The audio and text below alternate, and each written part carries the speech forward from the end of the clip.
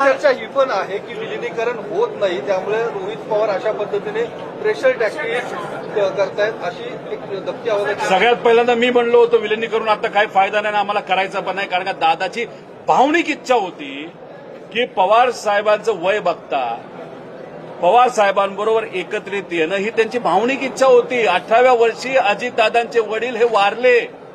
आनंद आजोबा हे वारल्यानंतर अजितदादांना कुणी मुलासारखं वागवलं असेल तर पवार साहेबांनी वागवलं आणि हे त्यांच्या मनात होतं. हे त्यांनी आम्हाला बोलून दाखवलं. जेव्हा रेवतीचं लग्न ठरलंय हे सांगण्यासाठी पवार साहेबांनी अजितदादांना फोन केला. मी तिथं होतो, पण पवार साहेबांना कफ असल्यामुळे पवार साहेबांना बोलता येत नव्हतं. पवार साहेब काय बोलतात हे दादांना कळत नव्हतं आणि ही ती परिस्थिती बघितल्यानंतर दादांच्या डोळ्यात पाणी मी बघितलेलं आहे. मग ही भावनिक भूमिका दादांची असताना याच्यामध्ये आम्ही राजकारण का करू?